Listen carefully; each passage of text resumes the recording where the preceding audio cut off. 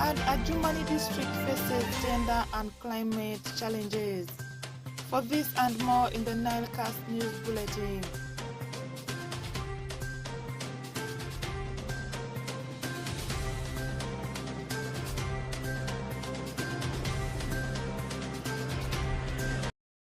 Straight now into the details of the news. We are commencing it from the mother city, that's Arua City.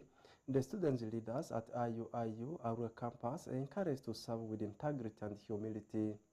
This was emphasized during the handover ceremony of the office to the new students leaders of the campus on 21st of June 2025 at the campus premises, attracting different stakeholders, both in the government sector and the other non-governmental sectors, such as representatives from different learning institutions across our city.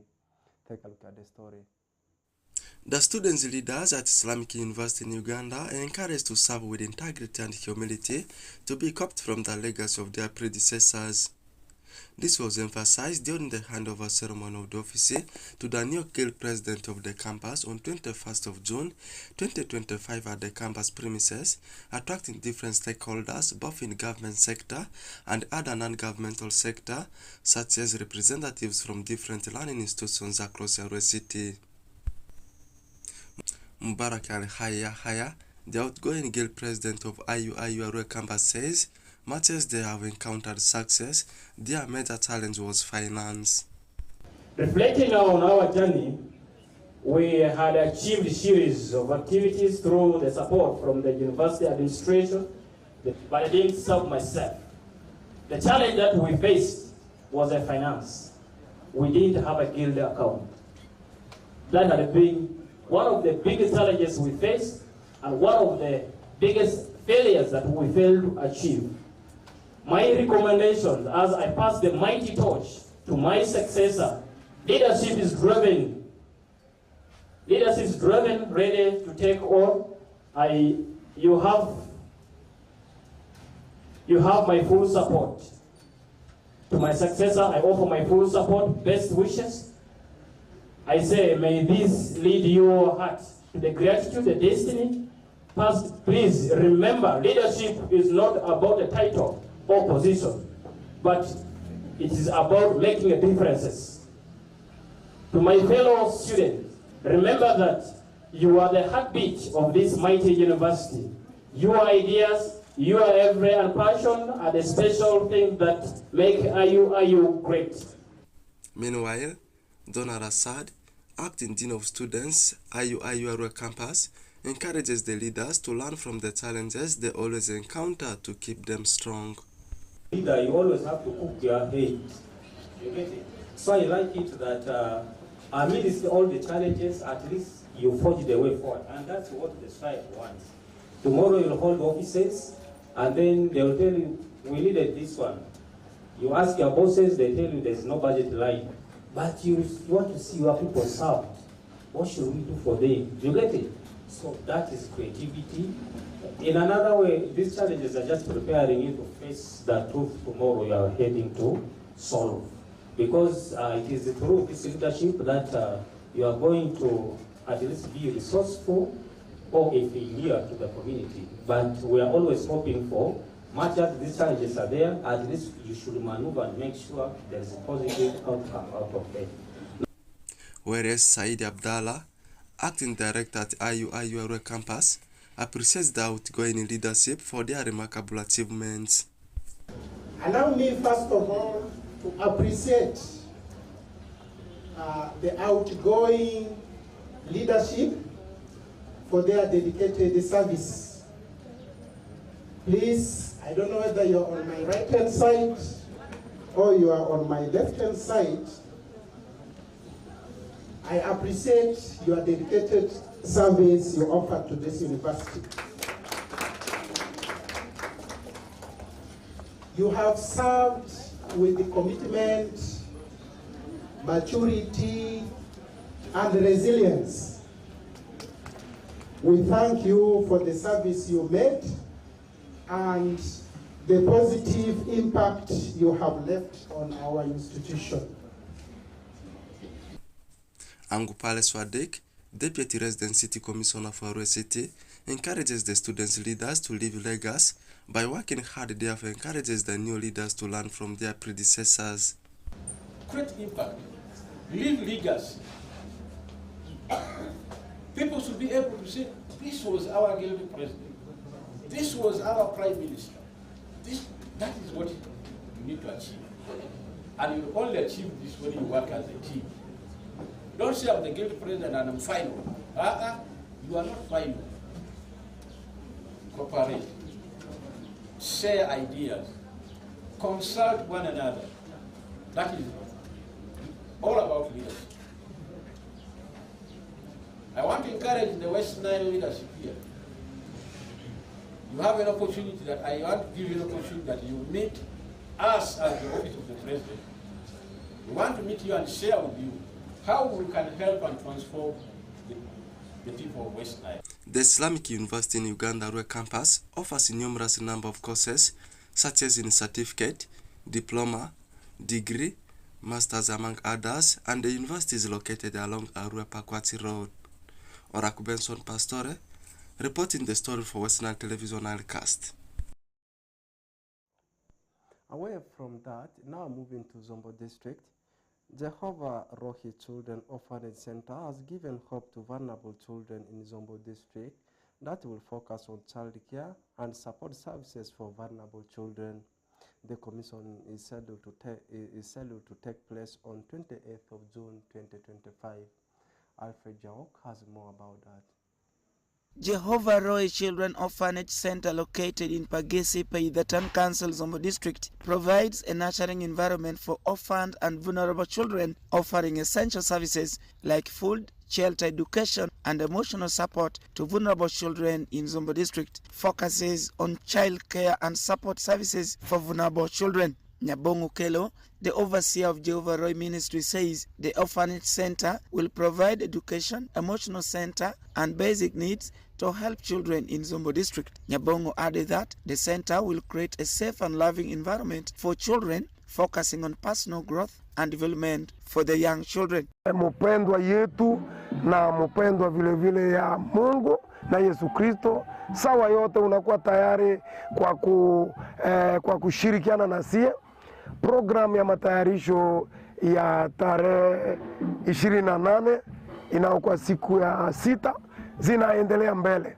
Matayarisho hii kabisa iko mzuri sana, na tunaendelea kukutana na watu kwa simu, kwa platform, wengine wanatupigia simu, na tumeshaanza tayari kupokea watu. Tayari leo tuko na watu 6 wametoka DRC Congo na wameanza kukuja kwa hiyo programu ya siku ya 6 tarehe 28 inayokuwa commissioning ya Jehovah Roy Orphanage Center. When our reporter visited Jehovah Roy Children Orphanage Center this morning, Sylvia Yesude, Executive Director, Jehovah Roy Children Orphanage Center, said preparations are ongoing along with the renovation of the facility.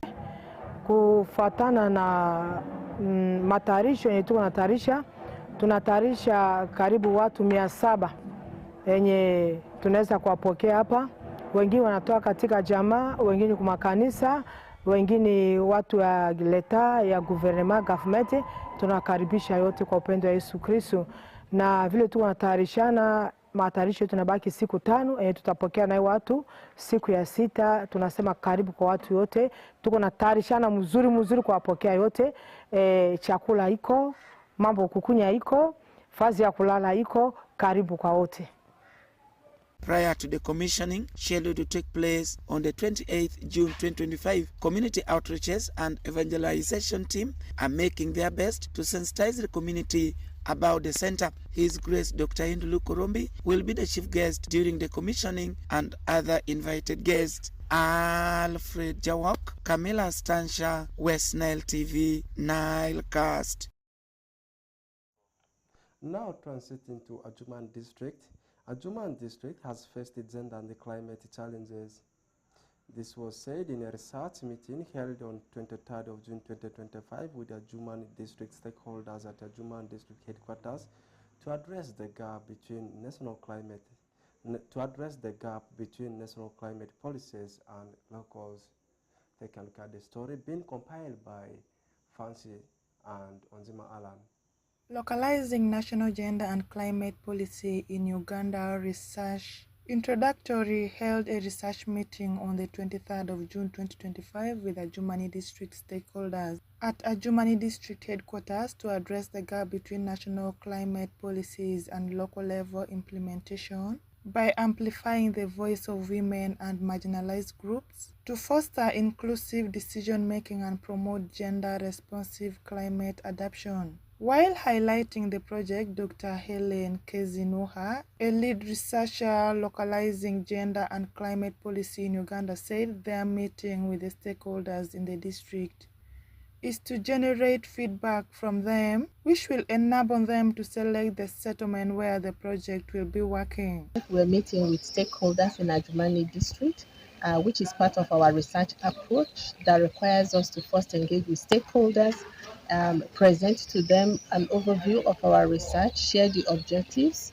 the methodology, and the pathway for impact, to generate feedback from them in terms of what their perspectives are, what their expectations are for the research, but most importantly for them to also select the settlements where we should go and conduct the research. I must say that the stakeholders' engagement in Adjumani District has been successful in terms of us receiving feedback from them, what their expectations are of the research, and how they would want us to adapt the methodology to address the needs of the district. In this meeting, we've been able to select the settlements where we should go and research, and 5 of those settlements were agreed, including Numanzi, Maji, Ilo 1, and Pagriga, and there's a last one. So there are 5 of them that has been suggested. We suggested 6, but after further discussion with the entire team, we agreed on that. We are really grateful that the district. Gia Charles, the District Natural Resource Officer at Adjumani District Local Government, however, said the study is very critical for them as the district, since Adjumani District have been experiencing changes of climate, an issue of dry spell and floods, which is affecting agriculture and infrastructure development such as roads and schools. We've been attending a meeting on the survey that is going to be carried out in the refugee settlements in Adjumani on climate change impacts. This study is very critical for us as a district because we have been experiencing this challenge of climate for now quite some time. We have the issue of extreme heat, long dry spells, extended dry season, flooding, hailstorm. All these issues have impact on our livelihood. It affects agriculture. Like for instance, this year we've been not able to start farming early. Those days we used to start farming around March, but now up to June, people are yet beginning to dig. It has affected the infrastructure, roads during floods, increasing the cost of infrastructure repairs for the district. It has also affected social services like education, where schools have lost their roofs, where children are stopped from accessing schools because of floods, increase in diseases because of flooding and malaria from mosquitoes and other water-related diseases. So the finding of this research will help us to plan. Ruth Barrow Sharon, the Assistant RDC of Adjumani District, said Adjumani has been facing problem of climate change and call upon the community and the refugees to allow the research move peacefully since the climate is a challenge in the district. She thanked the Women's International Peace Center for bringing the initiative in Uganda. We have had a very good stakeholders meeting on the national gender and climate policy in Uganda with the Women's International Peace Center. The organization is conducting a research project that is titled Localizing National Gender and Climate Policy in Uganda. And This is funded by the British Academy. The project mainly aims to work with the women in agriculture to improve the impacts of climate change. As a Jumani district, we have had a dire effect of climate change, and we are all really experiencing that as a district. So with this initiative, I'm very sure the research will inform policymakers to see what policies to make and decisions to take to improve the climate or the impacts of climate that we are facing as a district. They are going to work in 5 settlements of Ailotu, Nyumanzi, Mungula, Maji, and Pagirinya. And in each of the settlements, they are going to work with 120 women. So I'm urging each and every one of us to give them the support that they need when they come to the field. Let's give them information, because this will be for our own good as a community of Germany, as the refugee settlements as well. Otherwise, I want to thank Women International Peace Center and encourage them to continue with the good work that they're doing in the district. Uganda is the 13th most vulnerable country with the impact of climate change, and this impact is felt mostly harshly by women and other marginalized groups. Kashundot Fancy Onzima Alan reporting for West Nile Television NILECAST.